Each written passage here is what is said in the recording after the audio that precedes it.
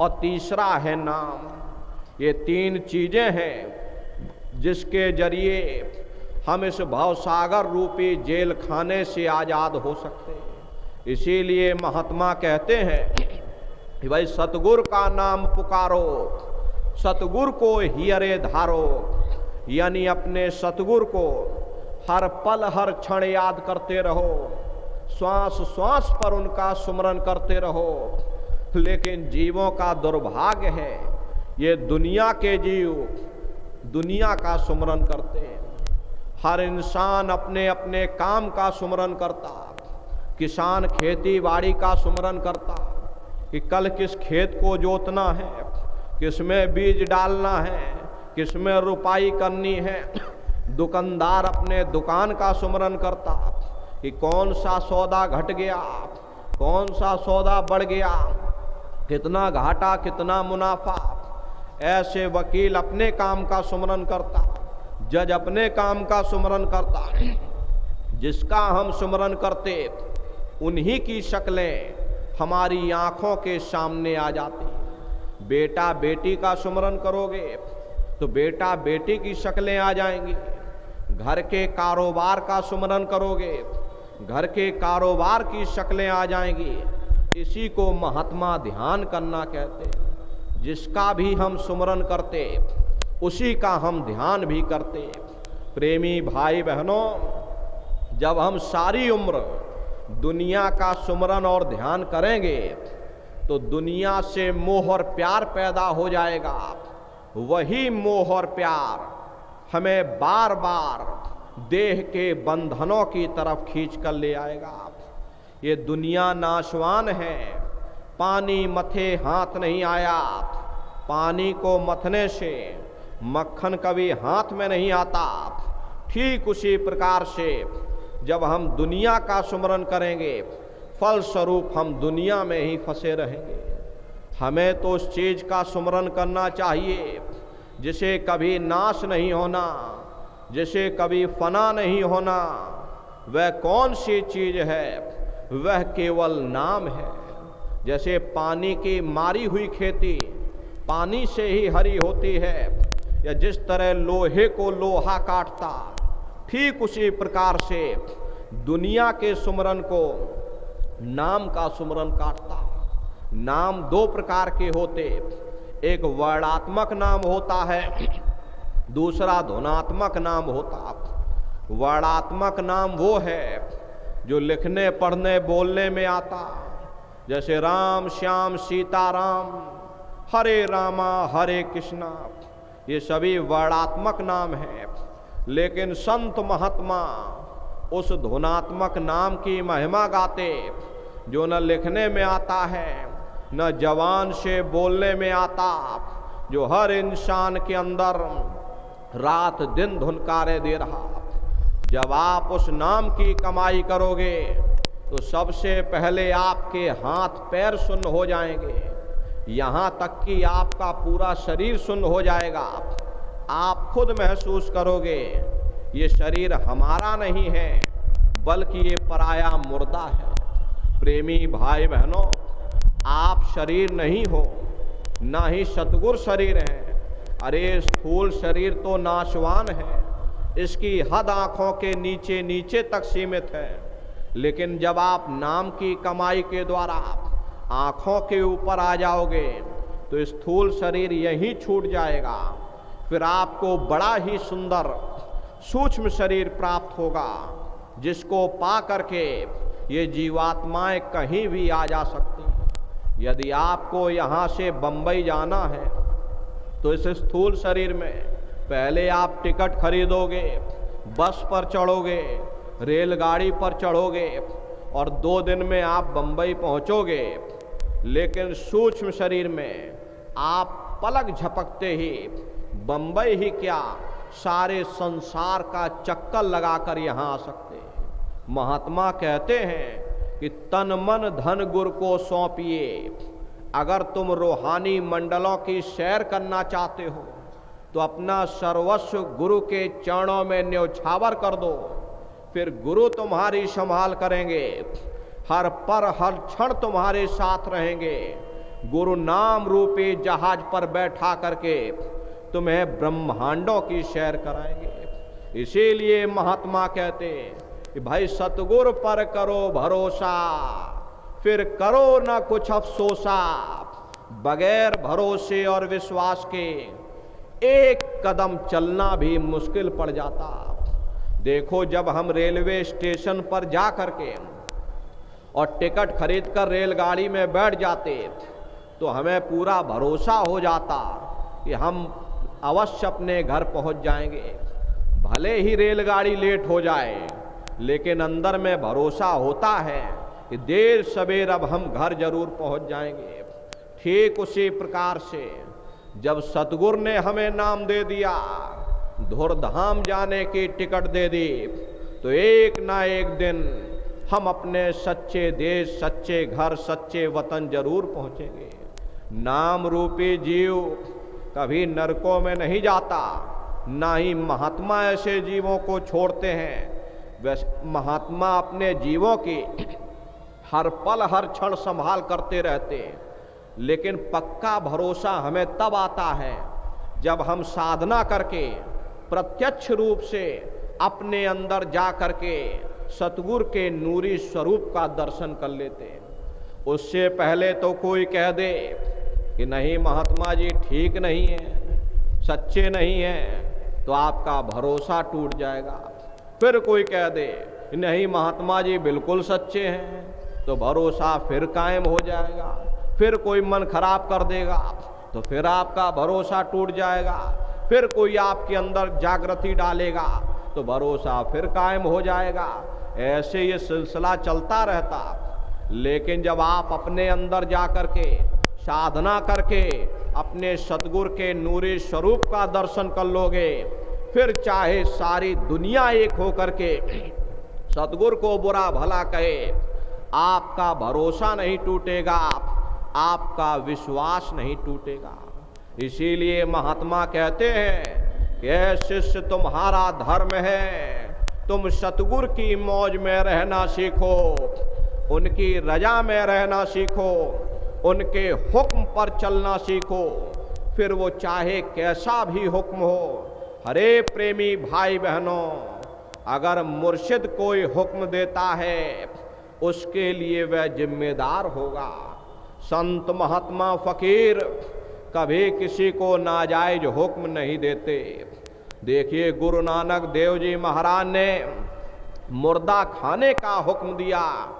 एक गुरु अंगद देव जी निकले जिन्होंने ये कहा कि हुजूर मैं सिर की तरफ से खाऊं या पैर की तरफ से खाऊं। हालांकि वो हलवा था, उन्हें तो परीक्षा लेनी थी, लेकिन देखो एक ही चेला निकला, बाकी सब चेले चपाटे भाग गए। कहने का मतलब ये है, मुर्शिद का जो भी हुक्म होता है तालिब के लिए वही हदीस होता, वही वेद और वही कुरान होता। तू कर उन चरणन होशे और सतगुरु से मत कर रोशे, ऐ शिष्य तुम्हारा धर्म है। तुम सतगुरु की मौज में रहना सीखो, उनकी रजा में रहना सीखो, उनसे रूठो मत। कई दफे देखा गया कि अगर मुकदमा नहीं जीते तो कह दिया जी छोड़ो गुरुजी को, गुरुजी दया नहीं कर रहे, गुरुजी कृपा नहीं कर रहे, चलो कोई दूसरा गुरु करेंगे। बेटा बेटी नहीं हुए तो कह दिया जी छोड़ो गुरुजी को, चलो कोई तीसरा गुरु करेंगे। यहाँ तक कि आपकी भैंसिया बीमार हो गई तो सारा दोष आपने गुरुजी पर मढ़ दिया। प्रेमी भाई बहनों, हमारा और सतगुरु का ताल्लुक हमें मुकदमा जिताना नहीं, हमें सेहतमंद करना नहीं, बल्कि हमें धुरधाम पहुंचाना है, जहां न फिर जन्मना है और ना ही फिर मरना है। इसीलिए महात्मा समझाते हैं कि भाई तुम्हारा धर्म है, तुम सतगुरु की मौज में रहना सीखो, उनकी रजा में रहना सीखो, उनसे रूठो मत, क्योंकि सतगुरु तो बेगरज होता, वह हमसे कोई इनाम नहीं मांगता, वह निस्वार्थ भाव से हमारी आपकी सेवा करता। हर सतगुरु तो वह आईना है, आईने को कोई दुख नहीं, चाहे कोई देखे या ना देखे। हाँ, आईना देखने वाले को जरूर दुख सुख की अनुभूति होती। अगर हंसता हुआ देखेगा, हंसता नजर आएगा। अगर रोता हुआ देखेगा तो रोता नजर आएगा। सतगुरु गति अब सुन मोते, कहीं जात न रंचक मुंह से। अरे संतों महात्माओं की गति मति को कोई बयान नहीं कर सकता है। इस भूल भरम अज्ञान के देश में संत महात्मा फकीर किस तरह से जीवों को पार लगाते। देखो, महात्मा कहते हैं कि 10वें में खींचे नौते, फिर एक करे तो दोते। महात्मा हमारे फैले हुए ख्याल को 9 द्वारों से समेट करके यहाँ 10वें द्वार पर एकाग्र करते, फिर शब्द या नाम की लज्जत दे करके हमें धुरधाम वापस ले जाते। महात्मा कहते हैं भाई, तुम करोड़ों जन्म जन्मांतरों से 84 लाख योनियों में भटका खाते चले आ रहे। बड़े सौभाग्य से तुमको ये मनुष्य शरीर प्राप्त हुआ, और ये मनुष्य शरीर 84 से निकलने का एकमात्र दरवाजा है। बड़े ही सौभाग्य से तुम इस दरवाजे पर आ गए। अब तुम्हें क्या करना है कि 9 द्वारों को खाली करो और 10वें द्वार पर चढ़ चलो। क्योंकि प्रेमी भाई बहनों, इन 9 द्वारों में केवल देवी देवताओं का ही वास है, और हमें जो नाम मिलेगा वो 10वें द्वार पर है। ये 9 द्वार कौन कौन से? देखो प्रेमी भाई बहनों, 2 आंख, 2 कान, 2 नाक के सुराख, 1 मुंह और 2 मलमूत्र का रास्ता, ये शरीर के 9 दरवाजे हैं। हमारा सबसे पहला ये गुदा चक्र आता है। गुदा चक्र में गणेश जी विराजमान है। ये 4 दल का कवल है। यहाँ का रंग श्याम है, और यहाँ के मालिक गणेश जी हैं, और यहाँ पर पृथ्वी तत्व पाया जाता। उसके ऊपर इंद्री चक्र आता। इंद्री चक्र में ब्रह्मा जी वास करते। ब्रह्मा जी यहाँ के मालिक, और ये 6 दल का कवल है। यहाँ का रंग प्रेमी भाई बहनों लाल है, और यहाँ पर प्रेमी भाई बहनों ये जल तत्व पाया जाता। उसके ऊपर नाभि चक्र, प्रेमी भाई बहनों यहाँ पर विष्णु जी वास करते। विष्णु जी यहाँ के मालिक हैं, और ये 8 दल का कवल है, और यहाँ अग्नि तत्व पाया जाता। और उसके ऊपर में यहाँ पर आध्या महाशक्ति, और उससे नीचे ये हृदय चक्र आता है। नाभि चक्र के ऊपर ये हृदय चक्र आता। ये 12 दल का कवल है। यहाँ शिव जी वास करते। ये प्राणों का भंडार है। और हृदय चक्र के ऊपर ये कंठ चक्र आता। कंठ चक्र में आद्या महाशक्ति वास करती हैं, और ये 16 दल का कवल है। और आप सबसे ऊपर यानी दोनों आंखों के मध्य भाग में बैठे हुए इंसान उल्टा पेड़ है। इसके जड़ ये जीवात्मा ये दोनों आंखों के मध्य भाग में बैठी हुई, और यहीं पर बैठ करके नीचे की ओर अपने प्रकाश को फैला रखा, जिससे शरीर का हर एक अंग चलता है। तो महात्मा यही कहते हैं कि भाई जीवात्मा के फैले हुए प्रकाश को 9 द्वारों से समेटो और 10वें द्वार पर एकाग्र करो। शब्दारस तो ही पिलावे, जमपुर से फेर बचावे। महात्मा हमारे फैले हुए ख्याल को 9 द्वारों से समेट करके यहीं पर 10वें द्वार पर एकाग्र करते हैं। जैसे जैसे शब्द की लज्जत आती, जैसे जैसे हमको नाम की लज्जत आने लगती है, हमारा दुनिया से मोह निकलना शुरू हो जाता, दुनिया से प्यार निकलना शुरू हो जाता, ये दुनिया हमको फना लगने लगती। अरे प्रेमी भाई बहनों, त्याग किसी के अंदर प्रेम पैदा नहीं करता, बल्कि प्रेम ही हमारे अंदर त्याग पैदा करता। जिन बेटे बेटियों के लिए हम रात दिन लड़ते झगड़ते, जिस धन दौलत को पाने के लिए न जाने कितनी रातें जाग कर काट दी, जब वो नाम की लज्जत मिल जाएगी तो इधर से हमारा ध्यान हट जाएगा। उसका फायदा क्या होगा? जमपुर से फेर बचावे, हम जमदूतों के हाथों से बच जाएंगे। 84 लाख के बंधनों से आजाद हो जाएंगे और हम अपने मालिक से मिलने के काबिल हो जाएंगे। घर अगम तो ही दर्शावे और मार्ग सब तो ही लखावे, जो संगत उनकी करते सो जग से कभी न डरते। जो जीव महात्माओं की संगत और सोहबत में आकर के नाम की लज्जत लेने में लग जाते, नाम की कमाई करने में लग जाते, उनके अंदर से दुनिया का सब लोक लाज निकल जाता। अगर लोक लाज के अधीन हो करके हम उस मालिक की भक्ति करेंगे, इसका मतलब है कि हमारे अंदर अभी मालिक से मिलने की सच्ची तड़प पैदा नहीं हुई। देखिए हुजूर राय साहब शालिग्राम जी महाराज, आपका कोई मामूली ओहदा नहीं था। आप उन दिनों में उत्तर प्रदेश के पोस्ट मास्टर जनरल हुआ करते थे।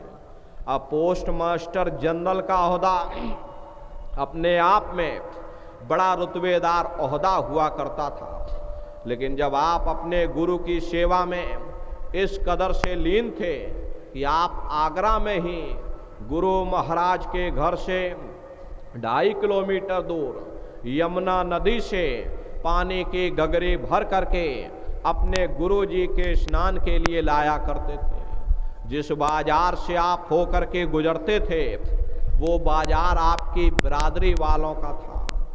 बिरादरी वालों ने ताने मारने शुरू कर दिए, इतना बड़ा सेठ हो करके, इतना बड़ा अफसर हो करके इसकी मति को क्या हो गया, यहाँ पड़ा हुआ साधुओं के पीछे दौड़ लगाता। जब आपको इस बात का पता चला तो आपने अपने पैरों में घुंघरू बांध लिए ताकि जिसको न पता चला हो उसको भी पता चल जाए। इसको कहते हैं सच्चा प्रेम।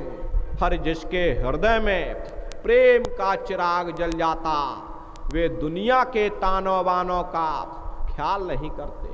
प्रेमी भाई बहनों, इसीलिए महात्मा कहते हैं कि भाई अगर तुम मालिक से मिलना चाहते हो, अंदर से सब लोक लाज निकाल दो।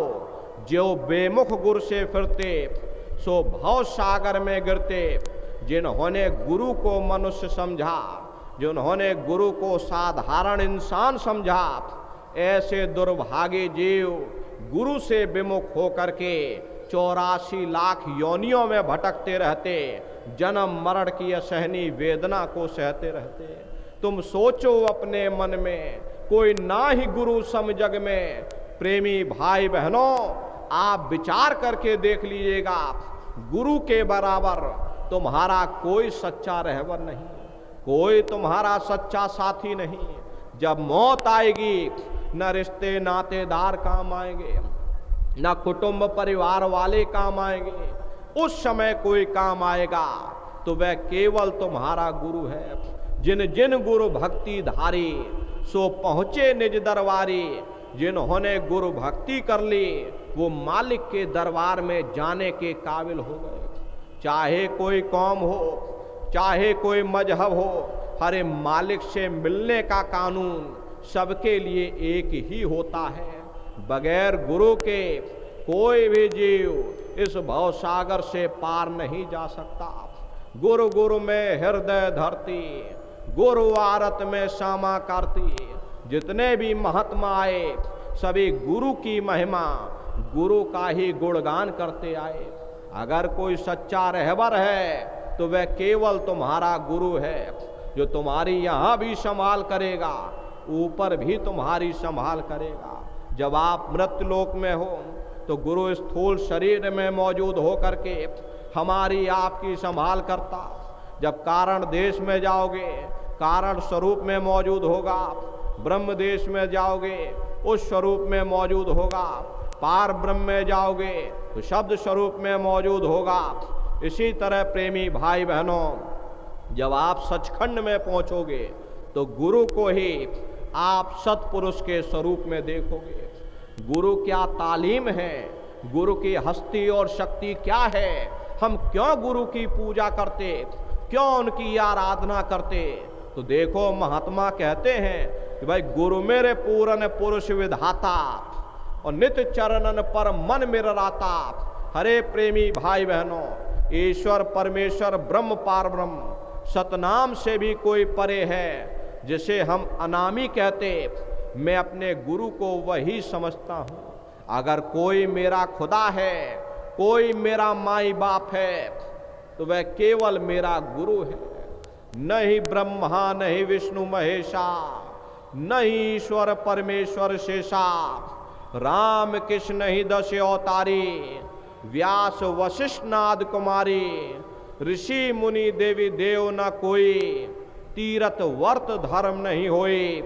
गुरु के मुकाबले न ब्रह्मा है न विष्णु है, न ऋषि है न मुनि है।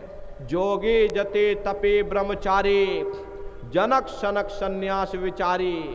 गुरु के मुकाबले न जोगी है न जति हैं, न तपस्या करने वाले तपस्वी हैं। आत्म परमात्म नहीं मानू, अक्षर निहक्षर नहीं जानू। गुरु के मुकाबले न आत्मपद यानी सहज दल कवल है, न परमात्म पद यानी त्रिकुटी है, न अक्षर यानी पार ब्रह्म देश है, न निअक्षर यानी भंवर गुफा है।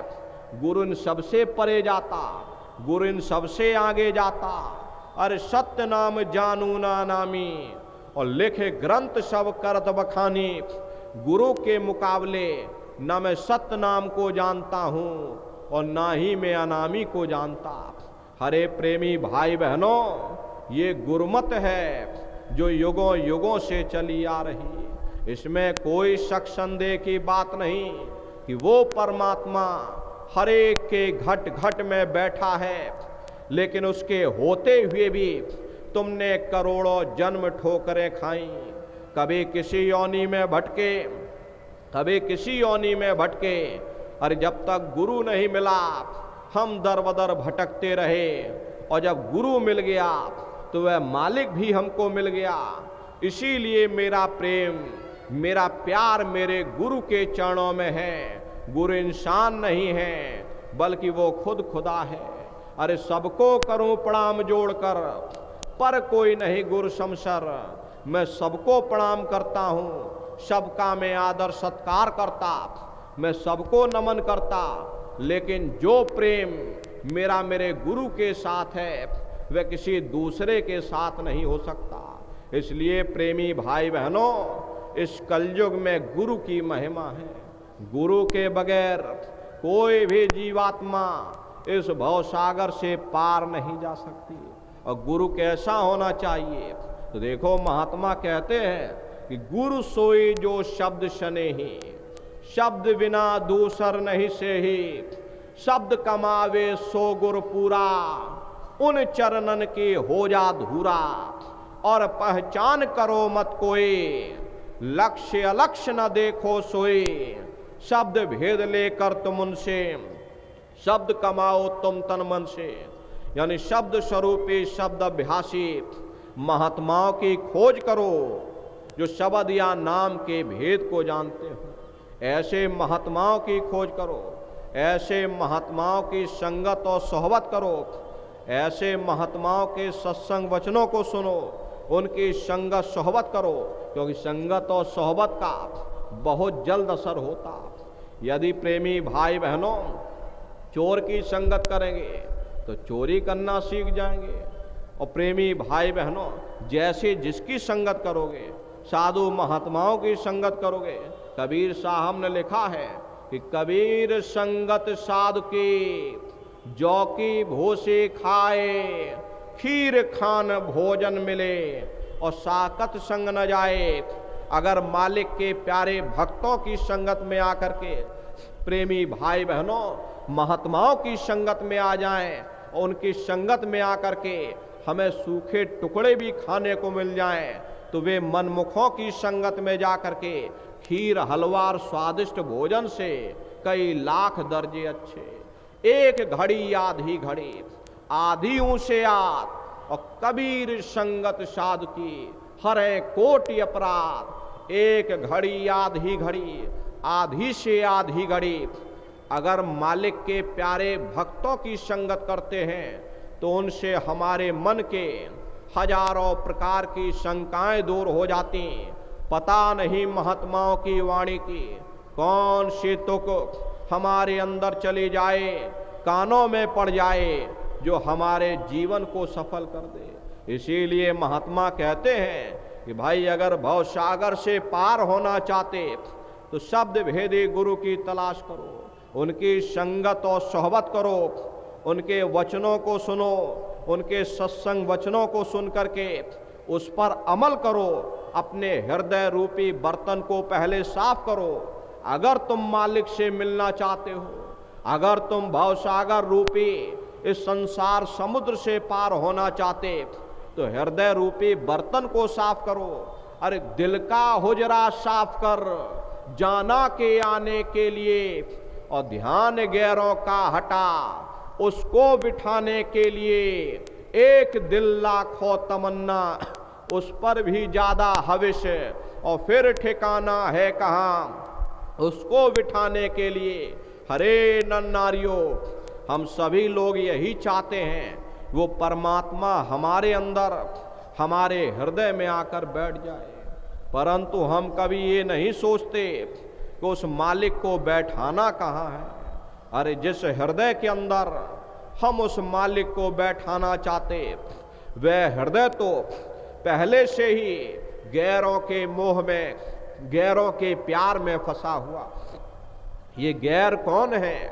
जो कुछ हम अपनी इन जड़ आंखों से देख रहे सब के सब गैर हैं। इन सब को फना हो जाना, हम इन गैरों के मोह में फंस करके, गैरों के प्यार में फंस करके अपने मालिक को भूल बैठे, सच्चे घर को भूल बैठे, सच्चे वतन को भूल बैठे। इसीलिए महात्मा कहते हैं कि भाई अगर तुम मालिक से मिलना चाहते हो, अगर तुम मालिक की भक्ति करना चाहते हो तो मोह ममता को अपने अंदर से निकाल दो, क्योंकि मोह ममता के कारण ही हम लोग संसार में दुखी बने रहते हैं। अगर मोह ममता हमारे अंदर से निकल जाए तो कोई भी जीव इस संसार में दुखी नहीं हो सकता। आप खुद ही विचार करके देख लीजिए, अपना बच्चा बीमार हो जाए तो हमें रात भर नींद नहीं आती, बाहर भूचाल आ जाए, भूकंप आ जाए, चाहे कितनों के बच्चे मर जाएं, मन में रत्ती भर फर्क नहीं पड़ता। अपनी औरत बीमार हो जाए तो रात भर नींद नहीं आएगी, और पड़ोसियों के चाहे कितने जनाजे निकल जाएं, मन में रत्ती भर फर्क नहीं पड़ता। कारण क्या है? कारण सिर्फ एक ही है कि मन ने बीवी और बच्चे को अपना समझा और बाकी सबको बेगाना समझ लिया। जिसको हम अपना समझते वही हमारे लिए दुख का कारण बन जाता। यहाँ ना कोई अपना है और ना ही कोई पराया। और एक स्टेज पर आकर के सभी कलाकार अपना अपना पाठ अदा करते, ठीक उसी प्रकार से ये दुनिया भी बहुत बड़ी स्टेज है। अरे कोई पति का पाठ अदा कर रहा, कोई पत्नी का, और कोई बाल बच्चों का किरदार निभा रहे। पाठ अदा करते करते हम ये भूल जाते हैं कि इनके साथ हमारा लेन देन का संबंध है, कर्मों का संबंध है। जहाँ लेन देन पूरा हुआ, जहाँ कर्म अदा हुए, हम अपने अपने रास्ते चल पड़ेंगे। इस बात को हम आप भूल जाते और अज्ञानतावश मोह ममता कर बैठते, और उसी मोह ममता के कारण हम लोग संसार में दुखी बने रहते। इसीलिए महात्मा कहते हैं कि भाई अगर मालिक से तुम मिलना चाहते, मालिक की भक्ति करना चाहते तो मोह ममता को अपने अंदर से निकाल दो। काम क्रोध मद लोभ विचारो, शील क्षमा संतोष सद्धारो। अगर तुम मालिक से मिलना चाहते हो तो काम क्रोध लोभ मोह अहंकार इनको अपने अंदर से निकाल दो, क्योंकि काम और नाम में बड़ी भारी दुश्मनी है। जिसके हृदय में काम होगा वहाँ नाम असर नहीं कर सकता। नाम हमें रूहानी मंडलों पर ले जाएगा, काम जीवात्मा को नीचे गिरा देगा। इसीलिए महात्मा कहते हैं कि भाई काम को त्यागो, फिर क्रोध को त्याग दो, क्योंकि क्रोध में हमारा ख्याल फैलेगा और हमें तो यहाँ एकाग्र चित्त होना है। और जब तक हम एकाग्र चित्त नहीं होंगे हमारा सिमटाव नहीं हो सकता। इसीलिए महात्मा प्रेम से समझाते, भाई काम को त्यागो, क्रोध को त्यागो, लोभ मोह अहंकार को त्याग दो। अरे काम की जगह पर तुम शील से काम ले लो, क्रोध की जगह पर तुम क्षमा से काम ले लो, लोभ की जगह पर तुम संतोष से काम ले लो, मोह की जगह पर तुम विवेक से काम ले लो, अहंकार की जगह पर तुम दीनता से काम ले लो। यानी प्रेमी भाई बहनों, आसुरी शक्तियों को त्याग करके और तुम दैवी शक्ति को अपनाओ। फिर महात्मा कहते कि भाई मद मांस मिथ्या तज डारो। अगर तुम मालिक की भक्ति करना चाहते हो तो मांस, मछली, अंडा, शराब का त्याग करो। क्योंकि इनमें से अगर कोई भी चीज अगर कोई व्यक्ति खाता है तो ऐसे लोगों की रूह, ये जीवात्मा सीधे नरकों में जाएगी और वहां उनको सख्त सजा मिलेगी। मांस, मछली, अंडा, शराब खाने पीने वाले व्यक्ति कभी मालिक की भक्ति नहीं कर सकते। इसीलिए महात्मा समझाते हैं कि भाई अगर तुम मालिक की भक्ति करना चाहते तो मांस, मछली, अंडा, शराब का त्याग करो और तब जा करके तुम उस मालिक की भक्ति करो। और कैसे करो तो देखो, महात्मा ये भी समझा रहे, आंख कान मुख बंद कराओ, अनहद झिंगा शब्द सुनाओ। यानी पहले अपनी आंख को बंद करो, अपने कान को बंद करो, अपने मुख को बंद करो और ऊंचे से ऊंचा ध्यान दे करके उस गैवी आवाज को सुनो जो उस मालिक की दरगाह से आ रही। प्रेमी भाई बहनों, हमारा ये शरीर सिर्फ एक माटी का पुतला है, उससे ज्यादा कुछ नहीं। जब आपने आंख खोली, दुनिया से ताल्लुक हो गया, कान खोले आप सुनने लगे, मुख खोला आप बोलने लगे। तो महात्मा यही कहते कि भाई आंख की तवज्जो, कान की तवज्जो, मुख की तवज्जो, इसको बंद करो और ऊंचे से ऊंचा ध्यान दे करके उस गैवी आवाज को सुनो जो उस मालिक की दरगाह से आ रही। दोनों तिल एक तार मिलाओ और तब देखो गुलजारा है। यानी दोनों आंखों को यहां केंद्रित करो। जब तुम दोनों आंखों को यहां केंद्रित करोगे तो दोनों आंखों की ज्योति यहां तीसरी आंख में आ जाएगी और अंतर घट में प्रकाश उत्पन्न हो जाएगा। यही कृष्ण भगवान ने गीता में लिखा कि नाक के अग्रभाग पर अपने ध्यान को जमाओ, प्रकाश उत्पन्न हो जाएगा। उसी आत्म प्रकाश को पा करके जीवात्माओं के ऊपर लदे हुए जन्म जन्मांतरों के शुभ अशुभ कर्मों का नाश हो जाता है। यही आत्म प्रकाश राम नाम की मणि है, जिसके प्रकट होने पर घट में बाहर और भीतर उजाला हो जाता। प्रेमी भाई बहनों, जब साधक तीसरे तिल में प्रवेश करता है, तीसरा तिल यानी छठा चक्र, जब ये जीवात्मा छठे चक्र में प्रवेश करती तो प्राणों की सूक्ष्म डोर जीवात्मा और शरीर को बांधे रहती। इन्हीं डोरियों के सहारे जीवात्मा फिर अपने शरीर में वापस चली आती। मौत के समय में और अभ्यास के समय में केवल इतना ही अंतर होता है कि मृत्यु के समय ये जीवात्मा बेहोश होकर के छठे चक्र को तोड़ती है और अभ्यास के समय यह जीवात्मा होश में छठे चक्र के पार जाती और फिर वापस चली आती। इसी छठे चक्र को तोड़ना धनुष को तोड़ना कहते हैं। जो राम ने धनुष तोड़ा था वो धनुष कोई लकड़ी का बना हुआ नहीं था, ये वो छठे चक्र का धनुष था जो राम ने तोड़ा था। राम कहते हैं जीवात्मा को, राम कहते हैं सुरत को, मन रूपी रावण को मार करके जब ये जीवात्मा छठे चक्र के धनुष को तोड़ती है तो आगे चेतन शब्द के साथ जीवात्मा का मिलाप हो जाता, यानी शब्द सुरत के गले का हार हो जाती। इसी को सीता का राम के गले में वरमाला डालना कहते। जो साधक यहां तक पहुंच जाते, प्रेमी भाई बहनों, जो साधक यहां तक पहुंच जाते उनको आत्मज्ञानी कहा जाता। जैसे राजा जनक हुए, वे आत्मज्ञानी थे।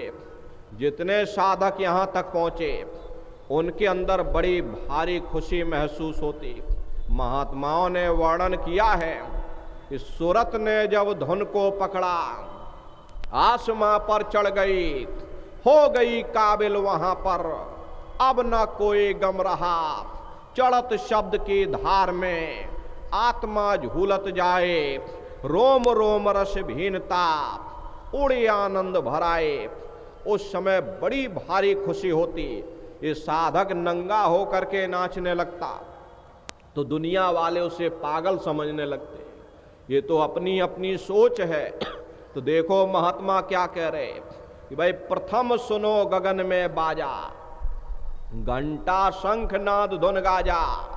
ये दुनिया के गाजे वाजे ये तो कुछ नहीं है। जब ये जीवात्मा छठे चक्र के धनुष को तोड़ करके आगे चेतन शब्द को सुनती है, उस शब्द में इतनी मिठास है, इतना भारी आनंद है। जीवात्मा उस शब्द को सुन करके और वारंबार उस पर फना हो जाती।